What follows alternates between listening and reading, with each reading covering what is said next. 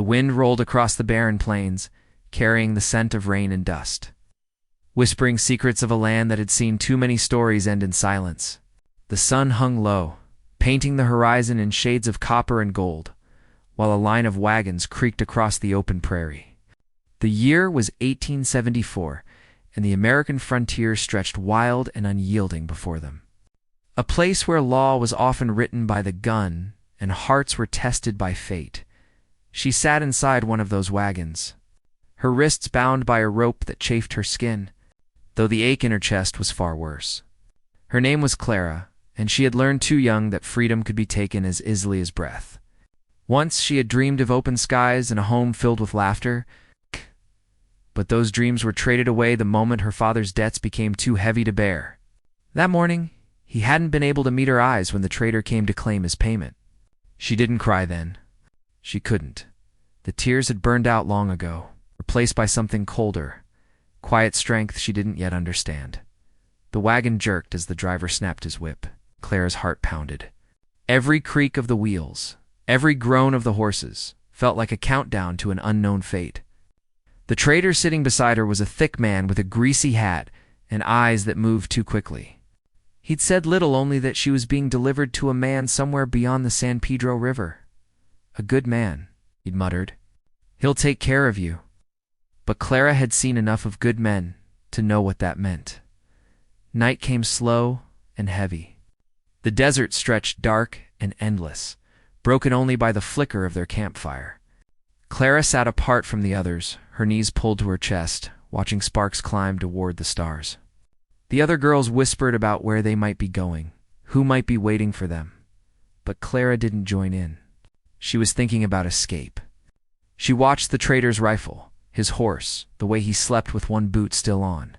She measured distances in her head, counted seconds between his snores, and almost believed she could do it.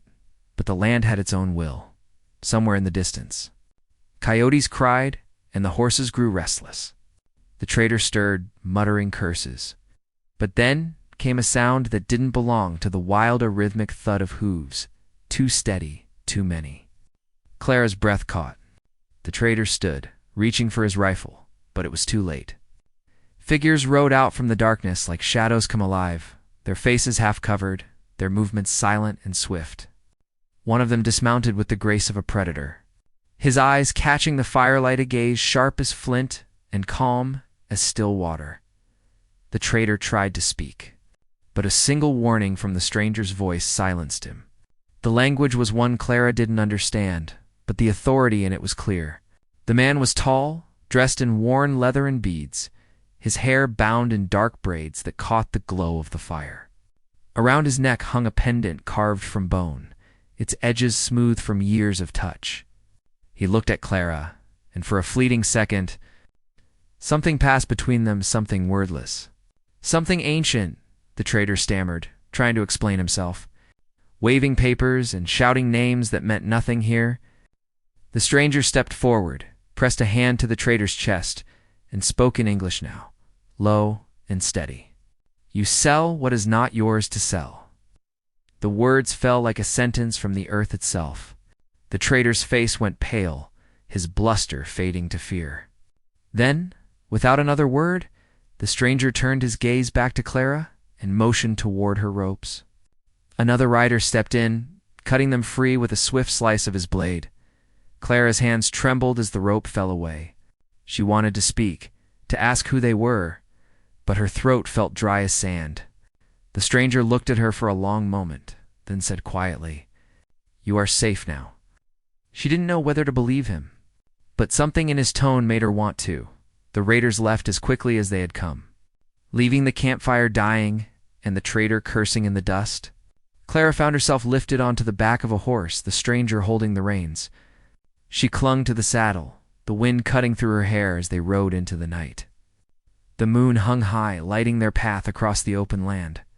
And though fear still gripped her, she felt perhaps for the first time in years a strange sense of being claimed by something larger than fate. They rode for hours, through valleys and over ridges where the land seemed to breathe beneath them. When they finally stopped, dawn had begun to stretch across the horizon. The air smelled of sage and river water. Ahead lay a small settlement built among the red rocks, homes of clay and wood, smoke curling gently from their roofs. People watched as the riders approached, their expressions cautious but not unkind. Children peeked from behind their mothers, curious about the pale-skinned girl on the horse. The stranger helped her down, his touch steady but respectful. "You will rest," he said simply. "No harm will come to you here." His English was careful, but his eyes carried something deeper than words. She wanted to ask his name, but he was already walking away, giving quiet orders to the others. Later, as she sat by a fire with a blanket around her shoulders, a woman brought her food and water. The kindness unsettled her. In her world, nothing came without a price. Yet here in this quiet camp surrounded by mountains, no one demanded anything of her. She watched the people move with rhythm and purpose, women grinding corn, men preparing tools, children laughing in the dust. It felt alive in a way the towns she had known never did. When the stranger returned, the camp seemed to fall into a respectful hush. He spoke softly to the woman who had helped Clara, then turned toward her again. "You should not have been sold," he said. "No one belongs to another." She lowered her gaze, unsure how to answer. "Who are you?"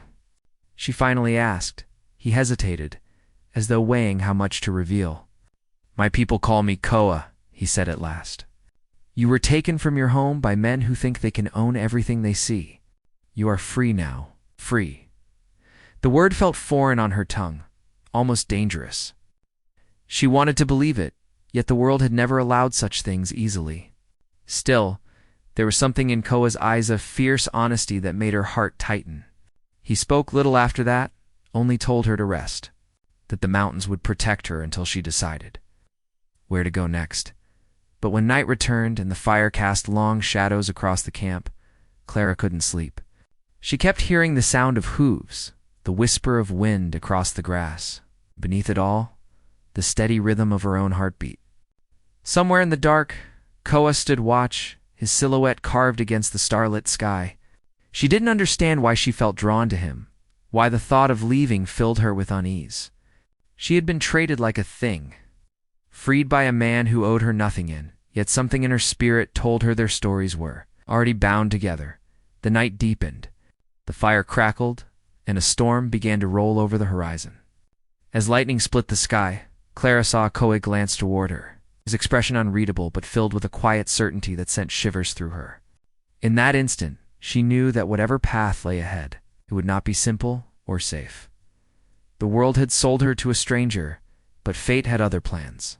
And somewhere in that wild, untamed land, an unspoken bond was taking root, one that neither of them yet understood, but both could feel like the beat of distant drums waiting to call them home. The storm came before dawn, sweeping across the desert like a living thing. Thunder rolled over the mountains, and the wind carried sand in twisting spirals that scraped against the walls of the clay homes. Clara stood by the doorway, wrapped in a blanket that smelled faintly of smoke and sage. Watching the lightning flash over the ridges, the people moved calmly, covering fires, bringing animals inside, as though they had weathered such tempests 100 times before. Koa was out there somewhere, she knew. She could see his shadowed figure leading the horses into a sheltered pen, his movements strong and certain. Even in the chaos of wind and rain, he moved like the land itself obeyed him. Clara didn't know what to make of the feeling that stirred in her chest whenever she saw him, half fear, half trust. He had rescued her, yes, but there was something more in his eyes. Something that made her feel seen in a way she never had been before. When morning came, the air was clean and still. The storm passed as quickly as it had come. The desert glistened under a pale sun, and the red cliffs shone with streaks of silver where water still trickled down. Clara helped the women hang blankets to dry, her hands stiff from the cold, but grateful for something to do. They didn't speak much English, but their smiles were gentle, and that was enough. Later, one of them, an older woman with lines etched deep around her eyes, brought her a small bowl of soup. "Eat," she said softly, and pointed toward Koa, who stood a short distance away, speaking with another man. His expression was serious, his tone low and clipped, like he carried the weight of something more than just the moment. Clara watched him for a long time, wondering what kind of man he really was. By midday, she began to learn pieces of his world. The camp wasn't just a village. It was a refuge. People came and went, families displaced by the railroads cutting through their hunting grounds. Travelers hiding from bounty men, even a few settlers who had nowhere else to go. It was a place built on quiet defiance, a life lived between the edges of two worlds. She listened when the others spoke about Koa, though their words were often soft and reverent. He was more than a leader to them. He was their protector. Some said he was born under a rare storm, marked by thunder spirits. Others whispered he had once been a scout for the army, but had turned his back on them after witnessing too much blood. Clara didn't know what was true, but she saw the way people looked at him with trust. And maybe fear, too. That night, Koa came to her by the fire. "You are quiet," he said simply. "I don't know what to say," she answered, staring at the flames. "Everything I knew feels gone." "It is not gone," he replied. "It waits for you to find it again." His words lingered with her long after he left. There was something about the way he spoke, as if every sentence carried layers she didn't yet understand. She thought of her father, and how quickly he had traded her away. Of the trader's laughter, of the endless road stretching behind her. She thought she'd lost everything that mattered. But sitting in that camp surrounded by strangers who treated her with quiet respect, she wondered if maybe she had found something worth keeping. The days that followed were filled with work. Clara learned to grind corn, fetch water, and braid the reeds used for baskets.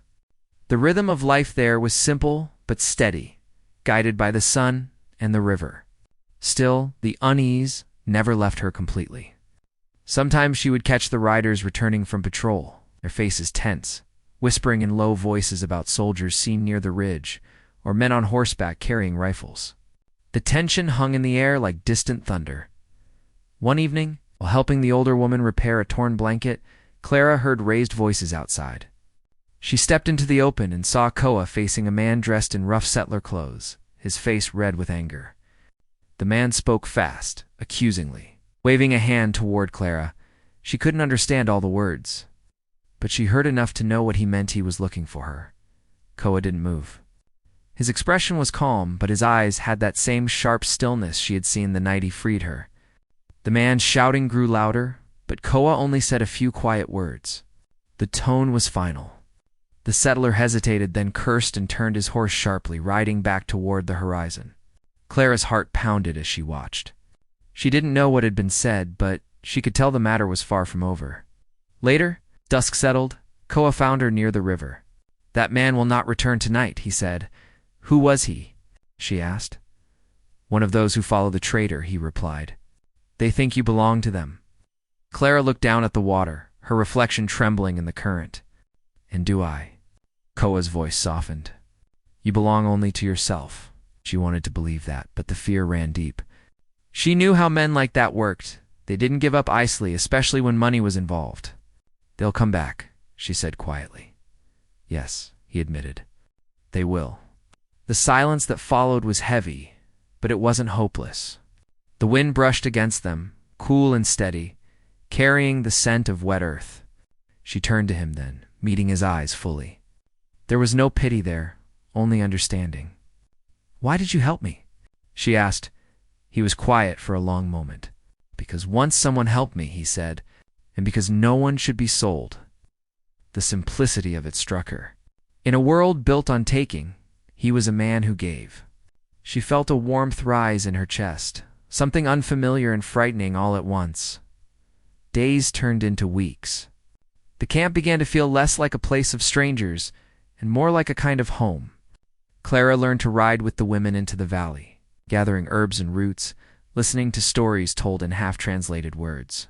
She began to laugh again, though always quietly, as if afraid the world might punish her for it. Yet danger still lingered beyond the mountains. One morning, a scout returned, breathless, saying riders were seen near the river Benman, wearing the insignia of the army and others dressed as traders. The camp grew restless. Koa ordered the fires kept low at night and the children to stay close. That evening, Clara found him alone near the edge of the ridge, watching the horizon. His expression was distant, unreadable. "They're coming for me," she said softly. He didn't turn, but she saw his jaw tighten. Maybe, but if they do, they will not find what they expect. Can't fight them all, she said. You'll be risking your people. He looked at her then, the fading light catching in his eyes. You think this is only about you? She frowned, unsure what he meant. There is more here than one girl sold by a greedy man, he continued. The same men who take people also take land, water, freedom. You are part of something bigger now. His words settled deep within her. For the first time, she understood that what had happened to her wasn't just her story. It was the story of an entire people being stripped of what was theirs. That night, sleep didn't come easily. The camp was too quiet, the air thick with waiting. Somewhere out in the darkness, an owl called. Clara lay awake, listening to the crackle of dying embers. Her thoughts tangled between fear and something she didn't yet dare to name, when she finally drifted into half-sleep. She dreamed of running across endless plains, the wind pushing at her back, Koa's voice calling her name from far away. Then came thunder, and she woke with a start. Outside, riders were approaching. The alarm spread, fast dogs barking. People moving quickly, but silently. Children ushered into shelter. Clara stepped out, heart pounding. Koa was already in the center of the camp, giving orders. His men moved like shadows, bows drawn, ready but not reckless. In the distance, torchlight flickered between the trees. Clara's breath caught as she recognized the shape of the traitor among them, his voice rising above the wind. I know she's here, he shouted. You can't hide what's mine. Koa didn't move, didn't even raise his weapon. He just stood tall, the firelight glinting off the bone pendant around his neck. She was never yours, he said, his voice calm but carrying across the open air. The traitor spat into the dust. Then we'll take her by force. The world seemed to hold its breath. Clara felt the pull of fear and something deeper, an ache she couldn't name. She wanted to run, but her legs wouldn't move. Koa stepped forward, his hand brushing the hilt of his blade. Not in threat, but in promise. The first crack of thunder rolled through the sky again, echoing across the valley. The storm that had left the land washed clean was returning, darker this time, as if the earth itself knew the battle that was about to begin. And as the wind rose, carrying the scent of rain and smoke, Clara realized her fate was no longer just about survival. It was about choosing where she truly belonged. The storm broke just as the first torch was thrown. Rain came down in sheets, hissing against the flames and soaking the ground until the dust turned to mud. Lightning cracked across the sky, flashing white over the faces of the men who had come to take Clara back. The traitor sat on horseback, shouting orders, his voice lost under the roar of the wind. Behind him, soldiers shifted restlessly, unsure whether to follow a man whose greed outweighed his sense. Koa stood firm in the center of the camp, as people gathered around him in a wide circle. The firelight flickered across their faces, revealing calm determination where fear might have been. Clara stood near the edge, the blanket slipping from her shoulders. Her heart hammering so loud she could barely hear the thunder. She wanted to scream, to tell them to stop, to end it before blood was spilled, but the look in Koa's eyes held her still. He was not a man who spoke when words were wasted. The traitor shouted again, demanding that she be returned, claiming he had papers, proof, ownership. Koa didn't answer. His silence was louder than the storm. He raised his hand and his men stepped forward in unison, forming a wall between the camp and the riders. The message was clear. She would not be taken. For a long moment, the world seemed frozen, rain falling, horses snorting, fire sputtering in the wind. Then, as if the land itself had decided, a single shot rang out. It came from the traitor's side, but no one could tell who fired first. Chaos followed. Horses reared, men shouted, arrows cut through the rain. Clara dropped to the ground, covering her head as the camp erupted around her. The storm swallowed the sounds of war, turning them into a blur of thunder and screams. When the noise began to fade, she dared to look up. The traitor's men were retreating, dragging their wounded through the mud. Koa stood near the fallen fire, his shoulder bleeding but his stance unbroken. The fight had lasted only minutes, but the message had been delivered. They would come again, stronger next time.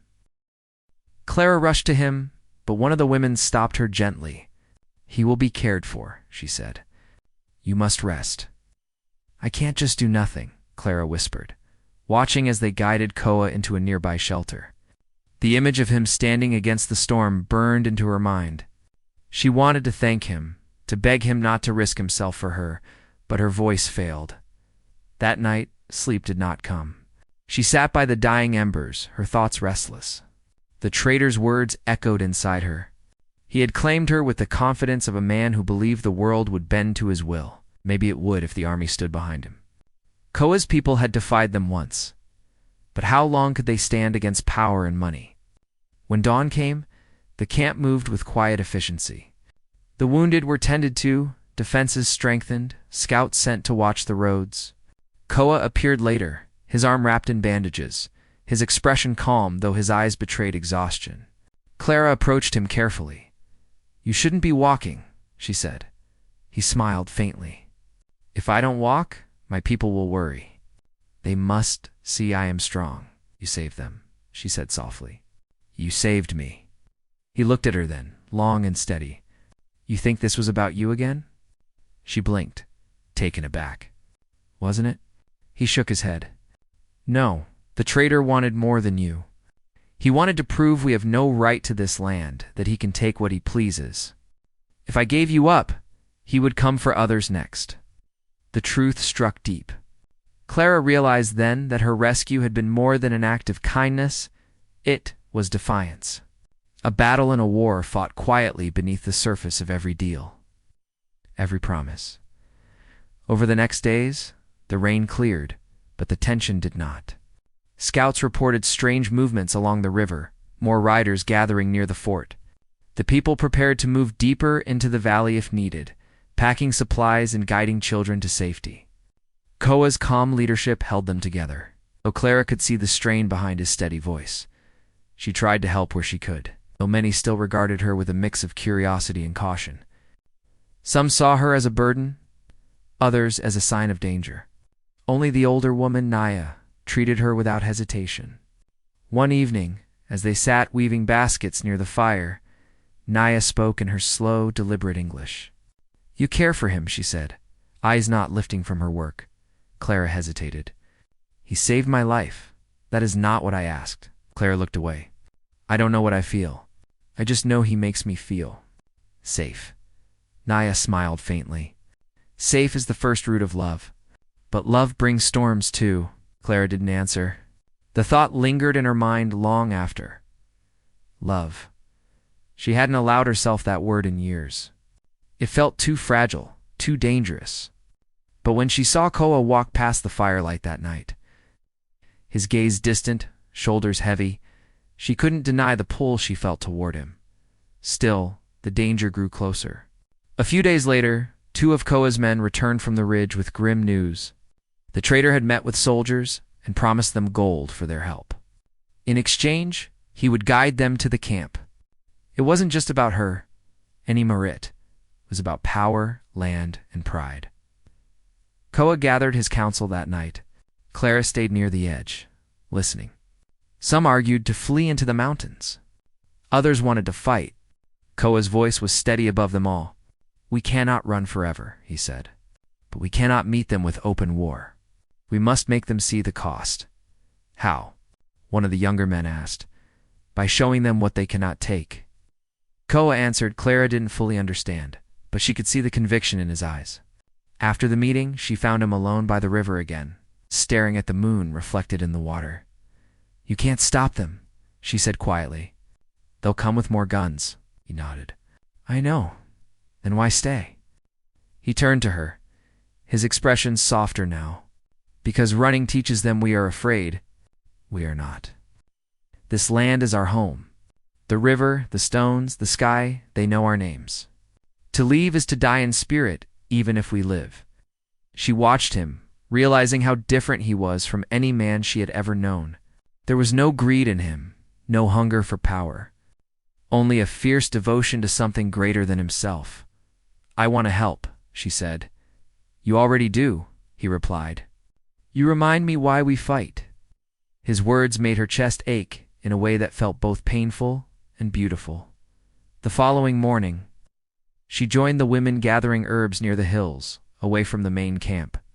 The air was clear, the scent of wild sage sharp in the wind, but even there, danger lingered. As they filled their baskets, one of the younger women suddenly froze, pointing toward the trees. In the distance, 3 riders appeared, scanning the valley below. Clara's pulse quickened. They ducked behind a ridge, hearts pounding, waiting until the men rode past. When they returned to camp, Koa was already preparing for movement. "They know the valley," he said grimly. "They will be here within 2 days." The people began packing what they could carry. The plan was to move deeper into the canyons, where the terrain offered cover. But Clara knew the traitor wouldn't stop. He'd hunt them until he got what he wanted. That night she found herself unable to sleep. The air was heavy, the quiet unnerving. She stepped outside her shelter, the moon high and bright above the cliffs. Koa was there again, watching the horizon like he always did. "You should rest," she said softly. "So should you." She hesitated, then stepped closer. "When this is over, what will you do?" He looked at her for a long time before answering. "If I live, I will rebuild. If I die, others will remember. That is enough." His calm acceptance frightened her more than anything else. She wanted to say something, to tell him he couldn't die, that she couldn't bear it, but the words caught in her throat. Instead, she reached for his hand without thinking. He didn't pull away. They stood there in silence. The wind whispering through the grass, the distant sound of the river rising. For a moment it felt like time stopped, like the world outside the camp didn't exist. But the peace didn't last. A shout echoed from the outer edge of the camp. Then another. The alarm spread fast. Koa's hand tightened around hers before he let go, his eyes sharp again. "Stay here," he ordered, then ran toward the noise. Clara followed at a distance, her heart racing. The scouts had returned, breathless and grim. "They are coming tonight," one gasped. "Not tomorrow, tonight." The camp erupted into motion once more. Children ushered into the caves. Fires put out, weapons drawn. Clara watched as Koa mounted his horse, the bone pendant around his neck glinting in the moonlight. The storm clouds were gathering again over the mountains. Dark and heavy. She stood frozen, the wind lifting her hair as the first drops of rain began to fall. The sound of hooves thundered in the distance. They were coming, and this time there would be no escape. The wind howled through the valley as the night fell heavy over the camp. The sound of hooves grew louder in the distance, steady and unrelenting. The air felt charged, every heartbeat echoing the tension that gripped the people who waited in the shadows. The fires were gone. The camp plunged into darkness, except for the faint glow of the storm flashing beyond the ridges. The rain hadn't started yet, but the clouds rolled thick and low. Ready to break, Clara stood near the entrance of one of the shelters, clutching a small knife Naya had pressed into her hand. Her palms were slick with sweat, her heart hammering so hard she could feel it in her throat. Around her, the people moved silently, their faces set with the calm that comes from knowing danger too well. Children were hidden deep in the caves, guarded by the women. The men took their positions in the shadows of the rocks, bows drawn, fixed on the approaching riders. Koa stood in the center of it all, his presence like an anchor against the rising storm. His horse snorted, restless beneath him, sensing what was coming. The pendant around his neck caught the faint light, swinging gently with each movement. Clara watched him from the darkness, her chest tight with fear and something deeper she couldn't name. He looked different, now hardened, his expression carved by the weight of leadership. Yet there was still that same quiet strength, that same calm that had drawn her to him from the beginning. The first flash of torchlight appeared over the ridge. Dozens of riders followed, their shapes blurred by the shifting shadows. The traitor rode at the front, his face set in a cruel smile. The soldiers flanked him, their rifles ready. They thought they were coming for one girl. But Clara could see from Koa's stillness that he understood it was much more than that. A sharp whistle broke the silence. It came from Koa's side, a signal. Arrows flew through the night, cutting through the air with deadly precision. The riders shouted, their formation breaking as the arrows struck the torches from their hands. Darkness swallowed them again, and confusion followed. The sound of gunfire cracked through the valley, flashes of light momentarily revealing faces twisted in fear and fury. Clara crouched low behind a rock, clutching the knife to her chest. Every sound felt too close, the thunder of hooves, the sharp twang of bows, the shouting in two languages. She wanted to close her eyes, but she couldn't look away. She saw Koa leading a small group along the side of the ridge, using the shadows as cover. He moved like a ghost, every motion deliberate and sure. Rain began to fall, soft at first, then harder, turning the ground to slick mud. The torches died one by one, the fire unable to fight the storm. The soldiers struggled to reload their rifles, the wet powder hissing uselessly. The traitor shouted orders, but his voice was lost in the chaos. Koa's people struck quickly and then vanished back into the dark, never staying still long enough to be cornered. Clara tried to stay hidden, but a sudden movement caught her eye. A soldier had broken away from the group and was moving toward the shelters, his gun drawn. He was heading straight for where the children were hidden. Panic surged through her. She looked around for help, but everyone was fighting. Without thinking, she ran. The rain blinded her, her feet slipping on the mud, but she didn't stop. She reached the soldier just as he raised his rifle. With a trembling hand, she swung the knife, catching his arm. He shouted and turned on her, striking her hard across the face. She fell into the mud, gasping for breath, the knife flying from her hand. The man grabbed her wrist, yanking her up roughly. Before he could strike again, a flash of movement came from behind him. Koa tackled the soldier, knocking him to the ground. They struggled, rolling in the mud, the sound of thunder echoing over them. Clara could barely see through the rain. She heard the sharp crack of a rifle being knocked aside, then a muffled grunt. The soldier went still. Koa rose slowly, his chest heaving, rain streaming down his face. "You should not have left the shelter," he said, his voice low but filled with concern. "I couldn't just stand there," she said, breathless. He was going after the children. He looked at her, his eyes dark and unreadable. "You are braver than you believe," he said. "But bravery can also get you killed." Before she could answer, another shout came from the ridge. More riders were approaching. This time, it wasn't the traitors' men, it was reinforcements. Soldiers on fresh horses, rifles raised, faces hard under their soaked hats. There were too many of them now. Koa turned, shouting orders.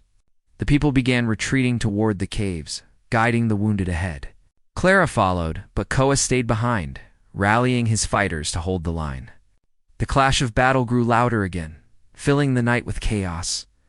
Inside the cave, the air was damp and heavy. The women whispered prayers, holding the children close. Clara stood near the entrance, unable to stay still. Every instinct told her to run back, to find Koa, to make sure he was still standing. Naya caught her arm. "You cannot go," she said firmly. "He fights for all of us, not just for you. You must trust him." Clara nodded, but her heart didn't listen. She could hear the distant shouts, the crack of rifles, the cries of men falling. The sound was unbearable. She waited until Naya turned her attention elsewhere, and slipped out into the storm once more. The rain had turned the battlefield into a blur of mud and smoke. She moved quietly between the rocks, calling Koa's name under her breath. The lightning lit the scene in brief, terrible flashes, shapes moving, shadows falling. The red glow of torches burning out in the wet. Then she saw him. Koa stood near the edge of the ridge, facing the traitor. The two men circled each other, weapons drawn, the storm raging around them. The traitor's face was twisted with fury, his voice cutting through the rain. "You think you can stand against me? You're nothing. You and your people are finished." Koa didn't answer. He moved forward, calm and focused. The traitor swung first, his blade glinting in the lightning, but Koa deflected it easily. The clash of metal rang out, sharp and final. Clara froze, unable to move or speak. The traitor stumbled, his boots slipping in the mud. He fell, but as Koa stepped closer, he fired a hidden pistol. The sound cracked through the air. Koa staggered back, clutching his side, blood dark against his soaked shirt. "No," Clara screamed, running forward before she could think. The traitor turned toward her, his face pale and wild. "You," he said, his voice shaking with anger. "You started all of this." He raised the pistol again. But before he could fire, Koa lunged, tackling him once more. The gun went off, the shot lost in the thunder. Both men disappeared over the edge of the ridge, down into the darkness below. Clara reached the edge, falling to her knees. The rain poured down, blinding her, the sound of the river roaring far beneath. She called his name again and again, but there was no answer. The battle behind her faded as the soldiers began to retreat, their leader gone. The storm raged on, drowning out everything else. She stayed there, shaking, her hands pressed to the cold, wet earth. Every second stretched into eternity. Somewhere below, she thought she heard movement. But it could have been the river, could have been the wind. When the others found her, they pulled her back gently, urging her to safety. But her eyes stayed fixed on the darkness below, where the man who had saved her again and again had vanished into the storm. The night ended slowly, the sky breaking into a dull gray dawn. The rain eased, leaving the land quiet and broken. Smoke curled from the burned wagons, and the valley lay still. The people began to search for the missing, moving among the wreckage in silence. Clara walked among them, numb, her dress torn and streaked with mud. She barely felt the cold. Naya found her near the river's edge, her voice soft. "You must rest," she said. "I can't," Clara whispered. "He's out there." The old woman looked at her, sorrow in her eyes. "If the river took him, he will be part of this land forever. That is how our people believe." Clara shook her head, tears mingling with the rain still falling from her hair. "No," she said. "He's not gone. I would feel it if he was." The wind shifted then, carrying with it the scent of the wet earth and something else, something faint but familiar. Clara turned toward the river, her heart pounding again. The current rushed by, fierce and dark, but for a moment, just before the sun broke through the clouds, she thought she saw movement among the rocks below. She stepped forward, gripping the edge of the cliff, her breath catching in her chest. The light grew stronger, spreading across the valley, illuminating the river in silver and gold. Somewhere beneath that rushing water, the truth waited, and as the sun rose over the wounded land, Clara knew the story was not over yet. The final reckoning was still to come.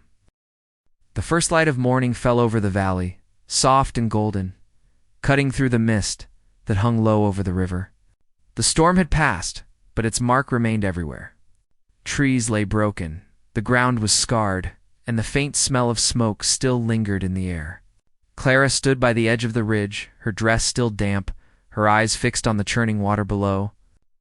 The memory of that last moment played in her mind again and again, the gunshot. The fall, the sound of Koa's name breaking from her throat. The world had gone silent after that, as if the land itself was holding its breath. For hours, she had searched. Others had tried to stop her, telling her the current was too strong. No one could have survived it, but she refused to listen. Every sound from the water made her heart jump. Every shadow between the rocks pulled her closer. She moved carefully along the bank, her boots sinking into the mud. Then, just as the sun rose higher, she saw something caught between two large stones downstream a shape, barely moving. Her heart leaped. She ran, slipping and stumbling over the wet rocks, her hands scraped and cold. When she reached him, she dropped to her knees. Koa lay half in the water, half on the shore, his skin pale, his chest still. She pressed her hands to his shoulders, her voice trembling. "Koa, please," she whispered. "Open your eyes." For a moment, there was nothing. Then, a faint breath escaped his lips. It was shallow, weak, but it was there. Clara's tears spilled freely as she called for help. Within minutes, Naya and two others arrived. Together, they lifted him carefully, wrapping him in a blanket and carrying him back toward the caves. The people gathered silently as they passed, their faces filled with hope and disbelief. Inside, they built a fire and tended to his wounds. The bullet had grazed his side, not gone deep, but the fall had been harsh. Clara sat beside him the entire time, refusing to leave. She held his hand, watching the slow rise and fall of his chest, whispering softly when she thought no one was listening. Hours passed before his eyes finally opened. He looked at her for a long moment before managing a faint smile. "You didn't listen," he murmured. "I told you to stay safe." Clara laughed through her tears. "You didn't either," she said. "So I guess we're even." For the first time in what felt like forever, he laughed too. The sound was soft, but it filled the cave like a promise that things might be all right. The days that followed were quiet but full of change. The trader's army never returned. Their leader was gone, and the storm had scattered the survivors far from the valley. The people began to rebuild, repairing what had been destroyed, gathering what they could from the wreckage. For the first time, there was a sense of peace in the air. It was fragile, but it was real. Clara worked alongside them, helping wherever she could. The bond between her and COA's people grew stronger each day. They no longer saw her as an outsider, but as part of their world. She learned their ways, their songs, their stories, the meaning behind the carvings on the stones. Every night, they gathered around the fire. Someone would tell the story of the battle, of the storm, of how the valley had fought for its own survival. Koa recovered slowly. He spent most of his time resting near the river, where the air was cool and the sound of the water carried peace. Clara often sat beside him, and in those quiet hours, spoke about everything: the past, the future, the choices that had brought them here. She told him about her old life, about how lost she had felt before finding her way to the mountains. He told her about his people's struggle, about the promise he had made to protect them, no matter the cost. One evening, as the sun set behind the peaks, Koa turned to her and said, "When I first saw you, I thought you were a sign. Someone sent by the mountain itself. I didn't understand it then, but I do now. You were meant to be here." Clara looked at him, the fading light reflecting in her eyes. "Maybe we were both meant to find this place," she said. "Maybe we were meant to find each other." He smiled, and in that moment, the pain, the loss, and the fear that had haunted them began to fade. What remained was something steady, something that felt like home. Weeks passed, and life slowly returned to the valley. The fields began to grow again. Wildflowers spread across the hills, and the air carried the scent of new beginnings. Travelers who had once avoided the area began to return, drawn by stories of peace and unity. Clara often met them at the edge of the valley, her presence a quiet symbol of what the people had endured and what they had built together. Naya would sometimes watch her from a distance, smiling knowingly. "She carries the spirit of the land now," the old woman said one evening. "She came here a stranger and became part of the story." Clara heard those words and felt them deep within her. She thought of everything that had happened, the fear, the loss, the love that had grown from it all.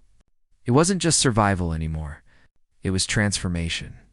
One night, under a sky filled with stars, Koa and Clara walked to the ridge where it had all ended.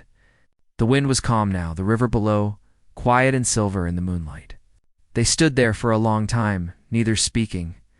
Finally, Koa took her hand and said, "The mountain no longer feels heavy. It's as if it's breathing again." Clara nodded, her heart full. "Maybe it always was," she said. "Maybe we just needed to listen." They stayed there until dawn, watching the light return to the world. When the first rays touched the land, Koa turned to her. "There's something I want to ask you," he said. "You've given so much to this place, but what about your own path? What do you want now?" Clara thought for a moment. She looked at the valley, the people rebuilding, the mountains rising high around them, the river winding endlessly below. "I used to think I wanted to go back," she said softly. "But now I realize there's nothing to go back to. This is where I belong." Koa's hand tightened around hers, and she smiled. "Then stay," he said. "Stay and build something with us." She did. In the months that followed, the valley thrived. The people built stronger homes, planted new crops, and opened paths for travelers to trade and share stories. Clara became a bridge between two worlds, the old and the new, the foreign and the familiar. Her courage and compassion became part of the legend the elders told around the fire. Years later, children would point to the carvings on the stones near the ridge and ask about the woman who came from the storm. They would hear how she helped bring peace to the valley. how her heart guided her through fear, and how love gave her the strength to face everything that came after. And though time moved on, the valley never forgot. The river kept its song, the mountain its silence, and the people their stories.